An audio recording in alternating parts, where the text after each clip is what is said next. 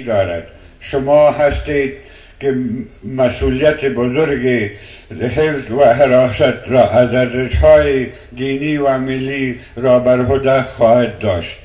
در پایان باز از الله سبحانه و تعالی شکرگزار هستیم، شکر ادا می‌کنیم که در پرتو استقلال سرتاسری و امنیت بی سابقه چنین نظام مقدس به میان آمده آرمان‌های خاندان علمی، معنوی، جهادی، فرهنگی و سیاسی ما و هزاران شهدا را ترجمانی می‌کند. از هر ناحیه و نظر حمایتش می‌کنیم و از خداوند کریم می‌خواهیم که این نظام مقدس را دائم تحت قیادت امیر المؤمنین شیخ الحدیث مولانا هبت الله آخوندزاده قایم داشته باشد و من الله توفیق. د تاسو ټولو نه ډېر مننه کوو چې نن زموږ په مجلس کې مو راغلاست د لرې لرې ځایونو نه. خدای تاسو هر قدم ته اجر ورکړي، برکت ورکړي.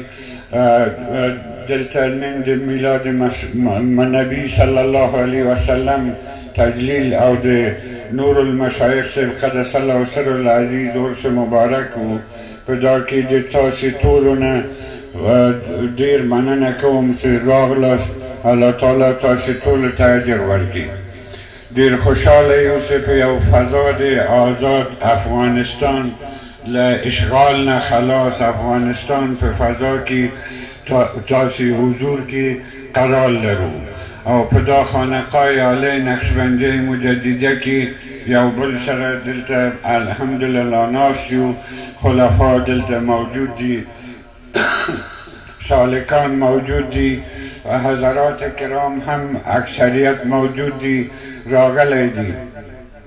د امارت اسلامی افغانستان چې منځته راغلی د ډېر فداکاري، قربانی، زحمات، تکالیف و بعد د موږ او د تاسو په لاس راغلی دي. تحریک طلبه اسلامی چې په قیادت د امیر المؤمنین ملا صاحب محمد عمر رحمت الله علیه چې شروع سو، دوی ما ته متوکل صاحب او ملا صاحب جلیل بعضې نورو طالبانو هغه ما ته ولیږل چې په پاکستان کې وم، ویل په خطونه یې لیکلی ما کې خطونه ما سره موجود ده. په هغه کې دوی داسې ویلی وو چې ما دا تحریک شروع کړی ده، د تاسو حمایت په کار ده، حمایت مو غواړم.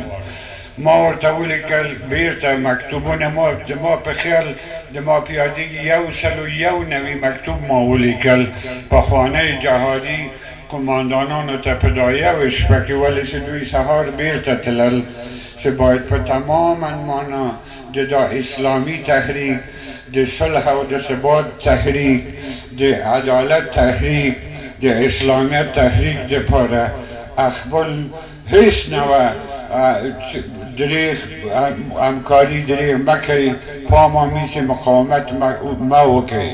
الحمدلله سهر وقت مجاهدین سبو د تحریک شروع سره دا کار شروع سو او ټول تحریک تلیار ورکو. دوی چې بیرته لاړ ما شپه خوب ولید، جا المشایخ قدس الله سر العزیز ما سره ولاړ ده په یو استیشن د ریل کې ولاړ یو، ریل راځي درېږي، یو المشایخ صاحب ما ته د ما لاس اخلي، ریل کې مې دننه باسي، دروازه چې خلاصوي یو نفر په دا چوکیونه کې نه ده ناست، فرش کې ناست ده. یا المشایخ صاحب لکه امر غوندې ما ته کوي، وایي ای فارسی کې وایي تا هر جایی که میره با او برو.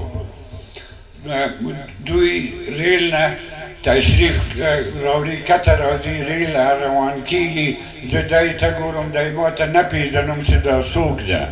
خو بالاخره څو وخت پاسته دعوت راغی د قندهار نه، امیر المؤمنین ملا صاحب رحمت الله علیه ما ته دعوت وکړو، زه و بعضې خلفای کرام علما هلته لاړو.